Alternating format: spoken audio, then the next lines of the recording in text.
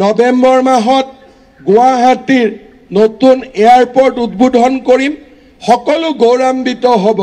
অসমৰ কপৌ ফুলৰ, আকৌ এবাৰ মই কৈছোঁ, অসমৰ কপৌ ফুলৰ চানেকিৰে যি ধৰণে গুৱাহাটী এয়াৰপোৰ্ট নিৰ্মাণ হৈছে, ভাৰতৰ মানুহে অকল এয়াৰপোৰ্টখন চাবৰ কাৰণে আহিব।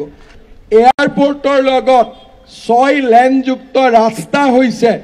আৰু যোৱা কেইদিনমান আগতে মই নীতিন গাডকাৰী ডাঙৰীয়াক সাক্ষাৎ কৰিছিলোঁ। কথা দিছে যে এই বছৰৰ ভিতৰতে এয়াৰপোৰ্টৰ পৰা জালুকবাৰীলৈ ৰাস্তাৰ ওপৰেদি ডাইৰেক্টলি ইলেভেটেড কৰিডৰ এটা তেওঁ আমাক বনাই দিব। অৰ্থাৎ জালুকবাৰীত যদি আমি এয়াৰপোৰ্টত গাড়ীত উঠোঁ, জালুকবাৰী আমি 3 মিনিটত আহি পাই যাম।